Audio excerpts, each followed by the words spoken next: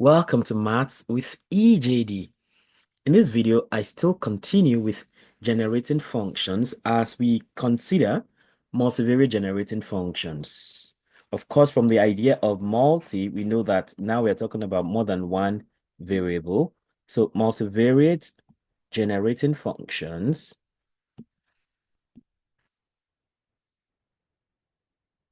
use more than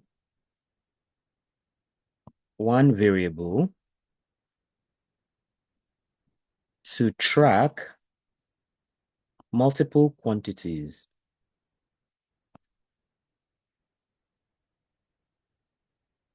in a single function.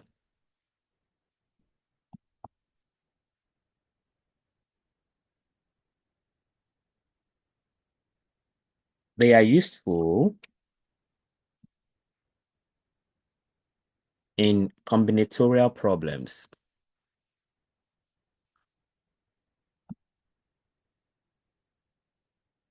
where multiple factors are considered at once.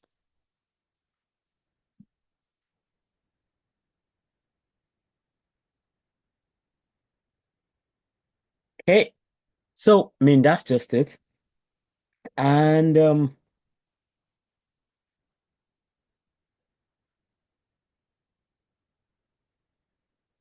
multivariate generating function. Okay, I mean let's just go ahead and look at this. Consider the generating function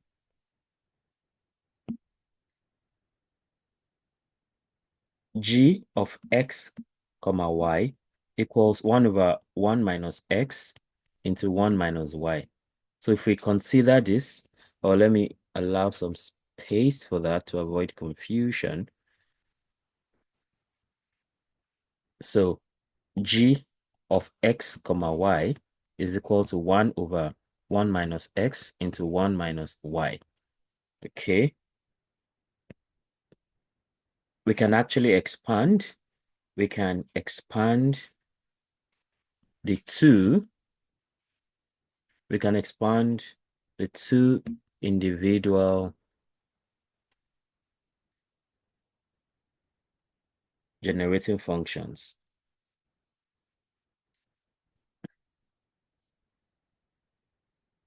as follows. Now see what we have here now. If you have g of x comma y equals 1 over 1 minus x into 1 minus y, okay, that's the same thing as 1 over 1 minus x multiplied by 1 over 1 minus y. And that is the same thing as 1 minus x raised by minus 1 into 1 minus y raised by minus 1. And from what we have always done, we know that 1 minus x raised by minus 1, if we use binomial expansion, that's simply going to be 1 raised by minus 1 minus x raised by 0 over 0 factorial plus minus 1. The power comes down. Then you have 1 raised by minus 1, that's minus 2 into minus x raised by 1 all over 1 factorial plus minus 1 minus 2, 1 raised by minus 2 minus 1, that's minus 3 minus x raised by 2. So that at every point in time, minus 1 plus 0 minus 2 plus 1 minus 3 plus 2 will always give us minus 1 that we started with. So this over 2 factorial, and that continues like that. So we now have, of course, the whole of 1 raised by minus 1 is 1. Minus x raised by 0 is 1. 0 factorial is also 1. So we have 1 here. Then here, minus x raised by 1 is minus x times minus 1. That's plus x plus 1 raised by minus 2 is 1. 1 factorial is 1. So that simply boils down to x. And then if you come here, you have 2 factorial cancels 2 here. So minus and minus is plus. Okay. Then minus x squared is also plus x squared. That's plus x squared. So this actually goes on like this. So in the long run, this is actually summation from n equals 0 to infinity of x raised power n. Yeah, basically that. So when x is 0, you have x raised power 0, and that's 1. plus x1. So that's what that is. So similarly, the one for minus y1 is also like that. 1 minus, similarly, 1 minus y, 1 minus y raised to minus 1 is the same thing as summation from n equals 0 to infinity, or better still, since we have n there already, so we can say this is for m equals 0 to infinity,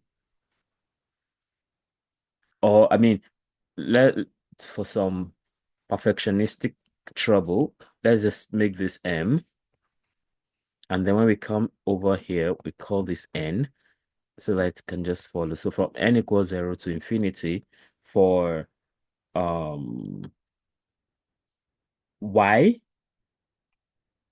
raised to power n. Okay. So in the long run, since we have these two parts now, we can now say therefore g of x comma y, which is equal to don't forget this is where we left off. So g of x comma y, which is the same thing as 1 over 1 minus x into 1 minus y, is the same thing as summation. So 1 over 1 minus x is actually from m, summation from m equals 0 to infinity of x raised to power m multiplied by summation from n equals 0 to infinity of y raised to power n.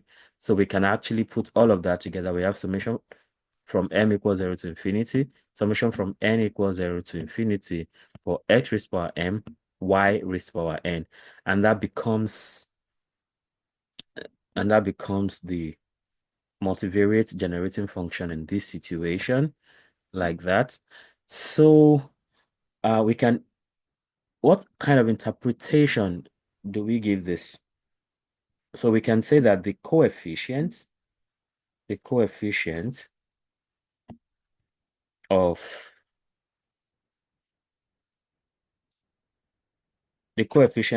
x raised to power m, y raised to power n actually represents the number of lattice paths, from 0, 0 to from 0, 0 to m, n, where each step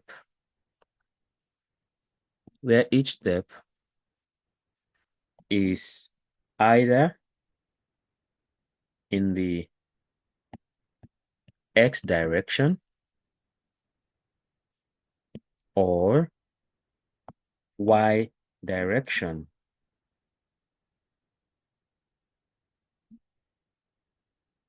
In this case,